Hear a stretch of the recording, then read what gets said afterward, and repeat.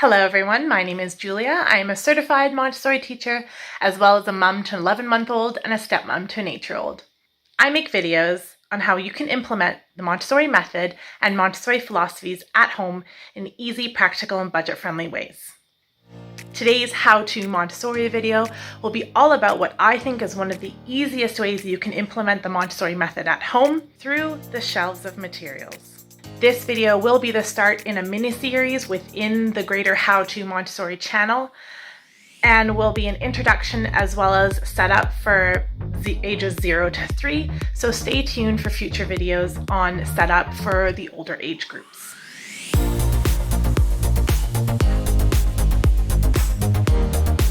So what is with these shelves anyway? Everyone talks about the Montessori material shelves. What's with their setup? Why do they always look so darn impeccable? What's the difference between having a shelf setup and having any other sort of playroom setup? Well, I will be answering all those questions and more in today's video. Setting up every room and environment in your home to make it accessible for children is an important part to promote their independence and agency.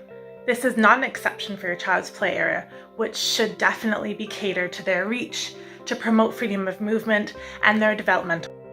A key difference in the Montessori style shelf setup is that it is a living play area, meaning that no matter what sensitive period your child is in, you are ensuring that whatever is presented to them will keep them engaged in a meaningful way and promote their independence. The child is self-directed in selecting and manipulating what they will, with your watchful eye observing what they are drawn to and what needs to be rotated out. You can think of it like a museum exhibition, where everything is laid out with careful attention to display attractiveness in a certain direction in order to keep a visitor there for longer.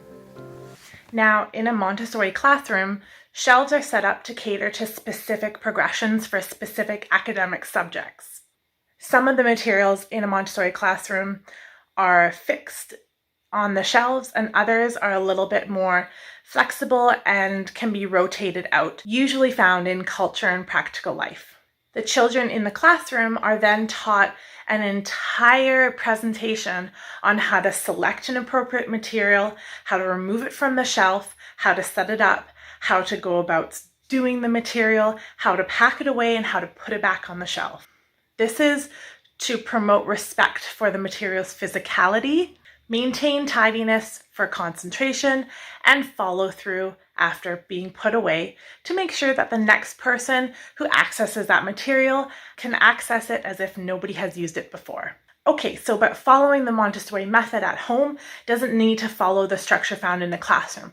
Think about how your work environment is maybe separate from your at-home office environment, or even just a study room or a hangout room or your living room at home. It's not going to be set up in the same way. So this applies also with children, even children who haven't yet attended school. So just how do you translate the system of shelves and specific materials found in a Montessori classroom for your home? Well, it's totally achievable without having to spend a bucket load and without having to follow the same academic structure as found in a class. Just setting up a shelf area for your child to access in itself is already a massive step in following the Montessori method at home. Next, you'll need to toss out of your head the idea that you'll need to purchase or pre-order all the Montessori materials for babies and their progressions to be able to have on hand for when your child is suddenly developmentally ready. You know your child best. So whatever you set up for them to play with and explore at home should cater to their interests based on your observation. So keep observing and be mindful. Try and see what your child is most interested in doing right now, what they maybe seem to be gravitating towards the most, and that way you won't have to spend a lot of money on all the fancy materials found because perhaps your child won't even be needing to do them. Just to give you an idea, I got these shelves from Canadian Tire, and the tiered style actually works really well with my baby and also is a great space saver, to be honest. He has been able to stand on his own for a few months now, and he really prefers standing. I did have the flat style of cubbies before, while he was crawling and just up on his hands and knees. I started setting up shelves for my baby when he was around 6 months, basically when his mobility kind of started going. And so he's had shelves in his play area for 5 months now, and he's well used to understanding that this is his area where he can have freedom of exploration, and that is set up specifically for him.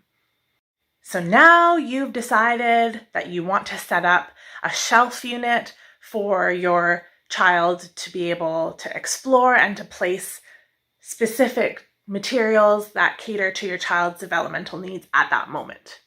So what's next? Now I just want to touch base on a few more key points when continuing the setup of your shelves to adhere to the Montessori method. Firstly, less is more on all accounts. This means less stuff within the stuff, and less options presented altogether. Just bear in mind there is no prescribed limit on how many materials or activities you can present to your child at once on the shelf. However, I would recommend no more than 8 at once, as that is quite a lot of options for them to pan out and pan into at once.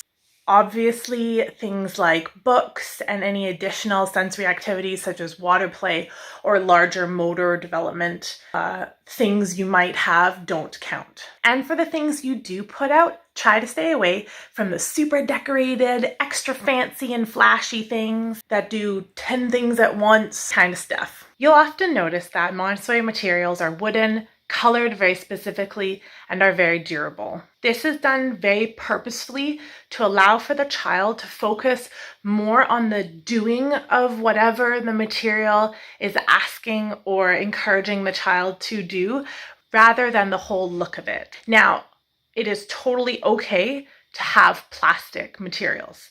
Definitely I don't snub my nose at that, as long as they are simple and durable.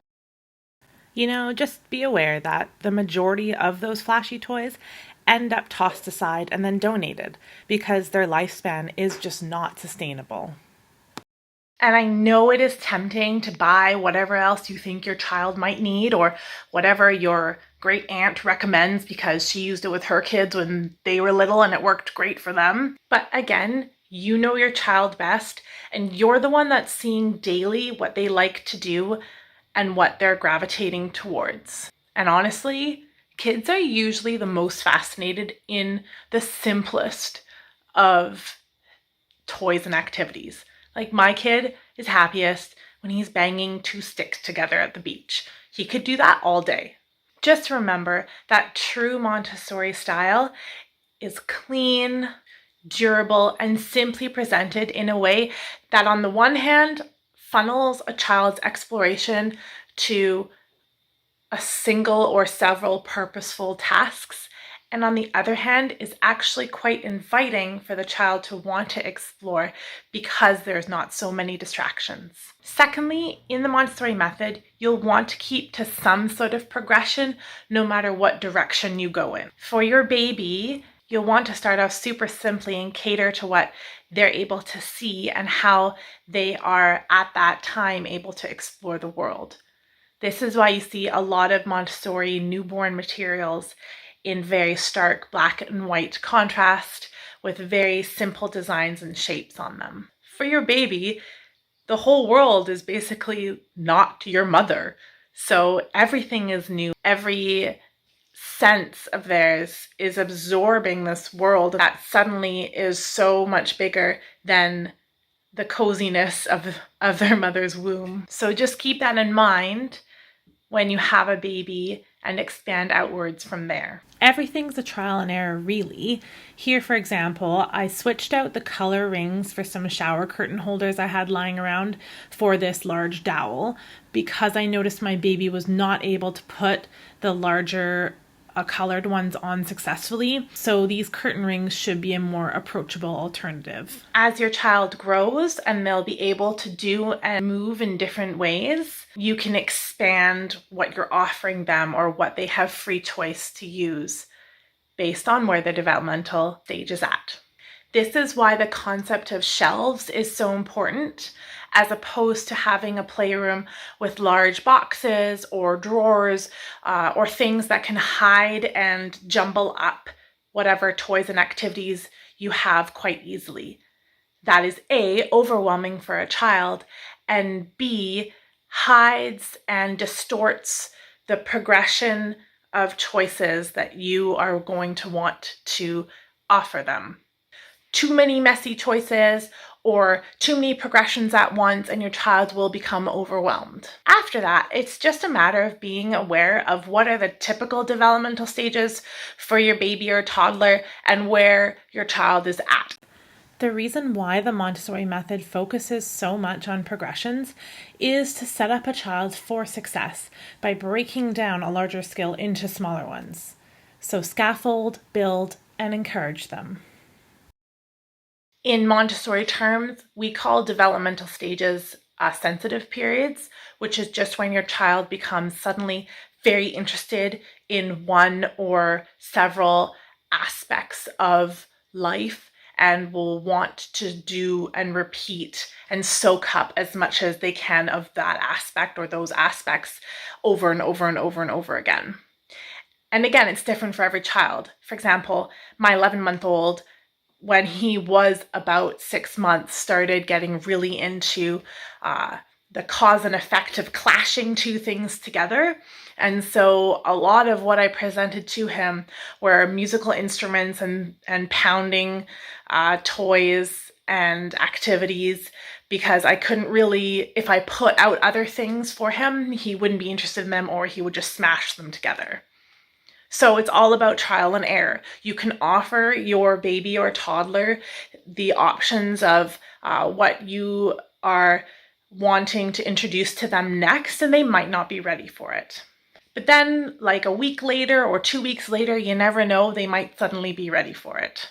Thirdly, although in a Montessori classroom, the materials are catered towards that more academic side of things, you can also have and offer various subjects at home as well. Sensory exploration, music, geometry, language, and fine motor development are all areas which are completely possible to offer at home. Also, one thing that I would encourage you to offer in your shelf setup is something that's not typically found in a Montessori classroom, but that I think is really important. And it's just some sort of open-ended material, such as blocks or magnet tiles or Lego for an older child. Although these sorts of materials don't have a pre-designed way to manipulate them, I do think that it's important to promote imagination and creativity in your child. Finally, for everything that you put on the shelves, an adult or perhaps an older sibling will have to present or introduce them to your child. Then, with decreasing guidance,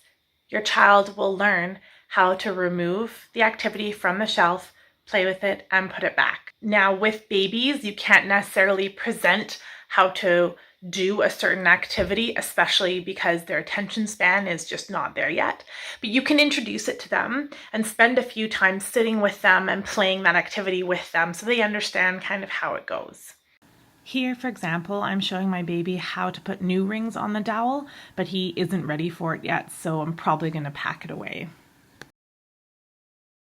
With a toddler who is progressing on to much more complex activities, such as transferring, pouring, matching, and sorting, you will probably need to be a little more hands-on when you present at first, least of all because it might take a couple times to present for your child to fully comprehend what the objective is. That's why for that age group, I do recommend only putting out one challenging or new item at a time. But you will find after that initial period, you can just back off and your child will be able to independently play for much longer than you expected. Because I've had the shelves set up for so many months already, I can sometimes get 30 minutes of independent play from my 11-month-old, which is amazing. That means I can catch up on all my chores that I've neglected.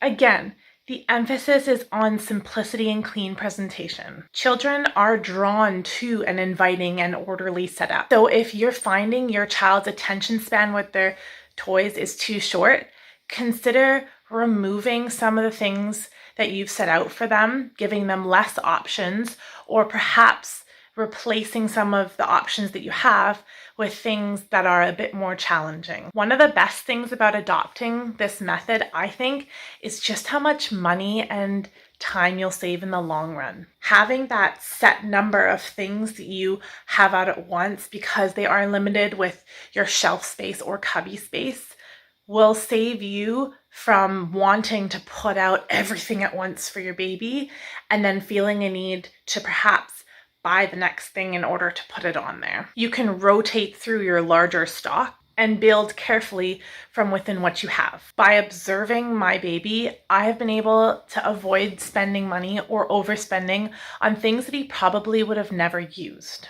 And plus, out of sight, out of mind, right? When you remove one thing and then after a while you reintroduce it, it's like a whole new toy. At home, think of your shelf setup as practice mode for real practical activities that your child will eventually be doing. If you don't have all of the progressions for all of the different areas and skills for your baby and your toddler, it's not the end of the world. Just keep in mind that in this part of the world, at least, setting up an elementary Montessori classroom costs upwards of $7,000. So those are the things that you need to keep in mind when you're setting up a shelf of materials at home for your child. Stay tuned for the next video on setting up shelf materials for your 3 to 6 year old. And that's it, folks, for today. Stay safe and stay sane.